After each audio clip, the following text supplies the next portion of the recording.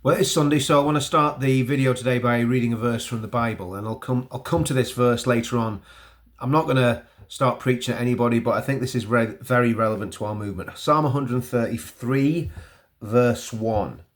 Behold, how good and how pleasant it is for brethren to dwell together in unity. So, even however long ago that was, nearly 3,000 years ago, when David was penning the Psalms, there was infighting in the camp, and that is never a good thing. Now, I'm going to talk about several things tonight. I'm going to talk about UKIP.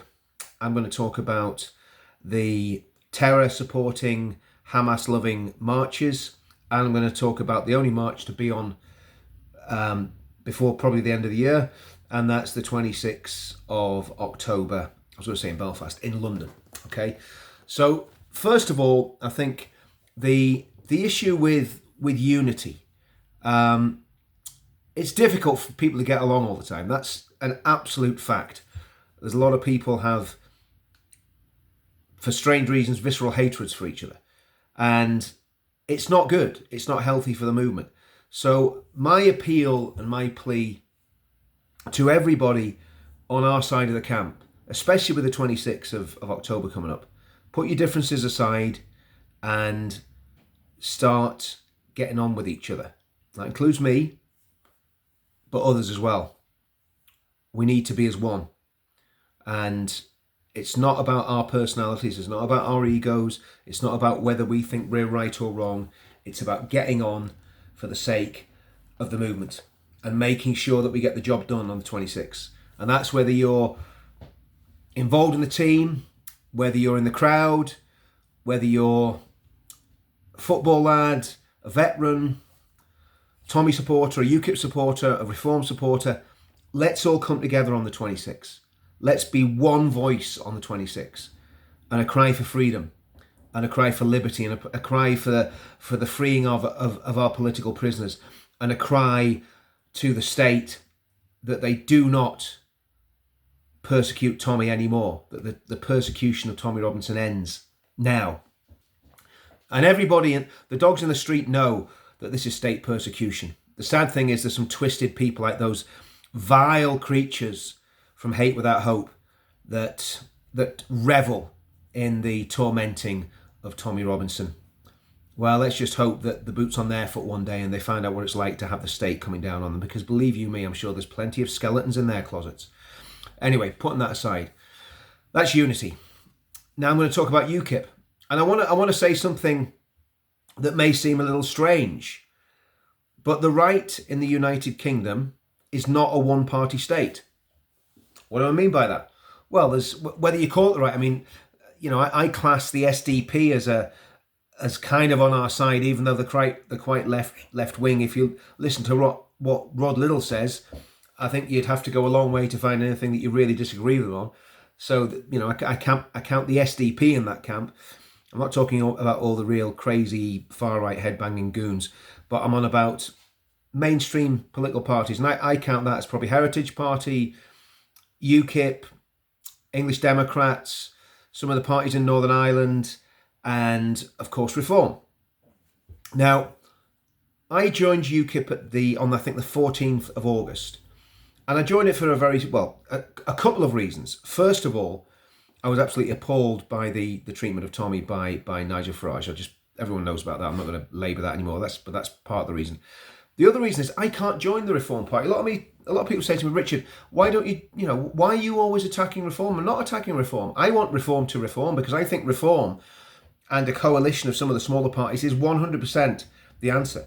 You can't work with the Tories. I think Reform plotting or scheming to work with the Tories at the next election is not a good idea. That's just my opinion. If you disagree with me, please let me know in the comments.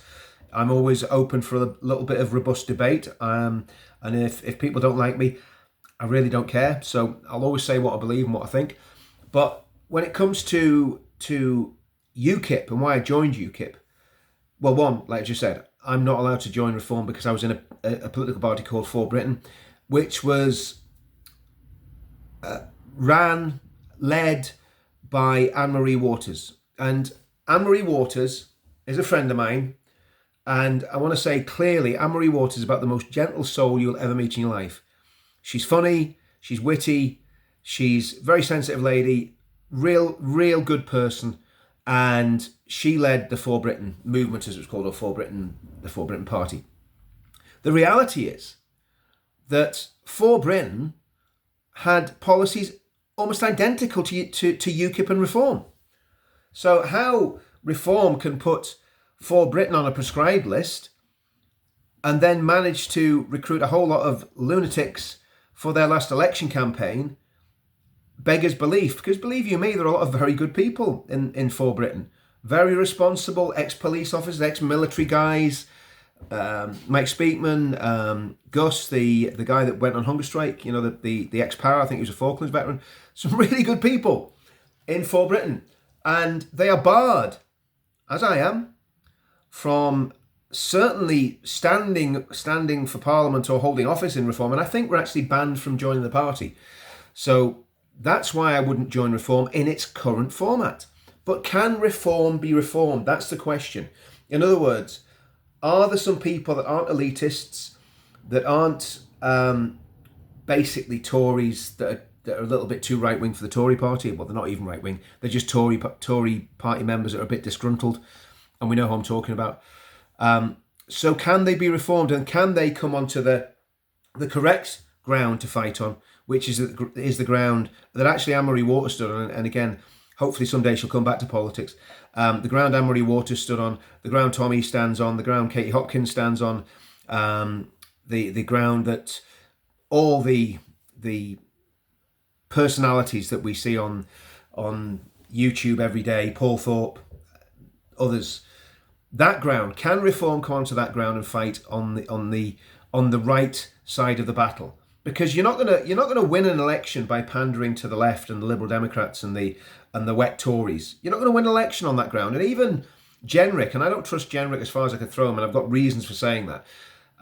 He kind of threw us under the bus when we were doing demos outside migrant hotels, but that's another story. But even Jenrick gets it and realises that he's not going to win an election on the left. So why is Farage and Reform pandering to the left and jumping through every hoop that they give us? So I joined UKIP, and the reason I'm getting to talking about UKIP, and I'm running out of time here because I don't make these videos too long, the reason I want to talk about UKIP is Nick, the leader of UKIP, is coming on my channel at 8 o'clock on Tuesday night, and we're gonna do a live podcast. I don't know what I'm going to ask him. He doesn't know what I'm going to ask him. It's not going to be staged. It's just going to be a chat. Find out what he thinks. Find out where he's coming from. I'm a member of the party. He's a leader, and he has graciously given me, well, however long he wants on my channel, and same as with him, he can stay as long as he wants, or he can go. So we're going to do a live stream at 8 o'clock on Tuesday night, and tune in, because the reality is we've got to listen and find out what other parties are saying. So like I say, the right is not a one-party state. There's more shows in town than Reform, and I think UKIP, if UKIP managed to attract some big names, I think UKIP would fly. And what it would do, and I'm not on about undermining Reform, I'm really not. It's an open it's an open field for ideas, or politics in Britain should be an open field for ideas. So if we get lots of people joining and lots of people becoming activists in UKIP, and Reform start losing people, well, that's just survival of the fittest. And if UKIP is the party in 2029 that's a genuine contender, a genuine challenger, because it's done everything in a very professional way, it's done everything in a very democratic way. Remember, UKIP's still got an NEC, it's still got a chairman, it's got party leaders, it's got party structure. So UKIP is ready to go. It just needs the bodies on the ground, it needs a bit of life put back into it, and it could be a real force in British politics again. And that's exciting. So that means Reform would then have to up their game and move to the right and move onto the ground that we're on. And that's the whole idea of this. So it's not about undermining what Reform have done, because I still think Reform stole our clothes when Nigel jumped on the bandwagon, when he saw that we managed to get, I think, 40,000 people in Parliament Square, and then 100,000 people, obviously, after the election. I think Nigel was a little shocked by that and decided he wanted a piece of the action. Fair enough. But if he's going to get a piece of our action, he's got to join with us. And that's my big beef with Reform, that they have ostracised us. We haven't walked away from them. We supported them in the election. And look, I have a small channel. I'm not saying my 30,000 subscribers made a bit of difference one way or the other. But the 50 or so influencers that, as a result of us asking people to do this, that said get people to vote for Reform, the 50 or so influencers, including some people like Maya Tusi with 500,000 subs, Paul Thorpe with 250,000 subs, made a big difference. And all we've asked for from Reform is a bit of respect and them to move a little bit, because they're not going to win it on the ground they're in at the minute. They're not going to win it with Nigel and Zia Youssef and Richard Tice. They need to be a broader church. And what I'd love to see is a time when whatever that manifestation on the right is, whether it's a coalition of disgruntled Tories that are actually sitting in Parliament, people like Suella Braverman and others, disgruntled Tories, the 5 Reform MPs, a couple of Northern Ireland MPs, and then a mass of disgruntled Brits that have joined UKIP, Heritage, English Democrats, Reform, and want to make a difference, but are not going to be shoehorned into something that Farage and Zia Youssef have dreamt up. Okay, so that would be the dream ticket where everything comes together, and basically we have a very strong united front and a very strong offering on the right that is sensible, that has clever people in the background. And of course, my whole idea with this is that above all that, above politics, above party politics, not above politics, but above party politics, is the Magna Carta for the 21st century, which is the pledge. And the pledge.org.uk, if you haven't signed it already, please go online, please go and sign it. It's definitely the only show in town in terms of ideology on the right. And it honestly, go and read it. Obviously, don't just sign it, go and read it first and then sign it. And I'd say any right-minding person, even on the left, if they were right-minded, would be able to sign the pledge. It's very, very, very, very sharp, very precise, and it does what it says on the tin. So go and have a look at thepledge.org.uk. Anyway, I was going to talk about other stuff. I've gone 12 minutes. I'm way over what I want to do in terms of time. I only want to do a 5-minute video. I'll have to learn brevity. But getting back to it, unity. We need to be unified. We need to stand together. 26th of October. UKIP, Reform, Heritage Party, English Democrats, SDP. These are the parties that we need to look at. We need to work out which is the best option. I've joined UKIP. It's my personal choice. But above all that with me, the pledge stands above UKIP, because the pledge is the pledge.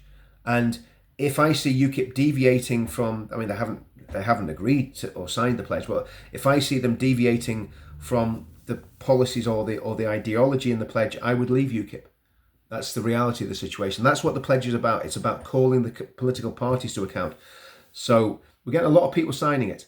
A lot of people are signing that. We're talking thousands and thousands and thousands of people have signed up to the pledge. So if you haven't signed it, dive onto the site and have a look at it. Okay, guys, well, look, enough of your time. I'm going to shoot off. I'll probably do another 2 videos. We're going to talk about the terror supporting march, and I was going to talk about the 26th. I'll try and do another 2 very quick videos now, or maybe bundle them into one. But see you all on the 26th. Sign the pledge.org.uk and take a serious look at UKIP and see what you think. Because we get some big personalities joining and their followings come on board, it's a total game changer for the movement. And that's the sort of thing that's going to change the country. We can't just do it by marching. I love demos. They're great. They're great for building networks. They're great for building friendships. And yeah, but we need to be unified. See you all soon.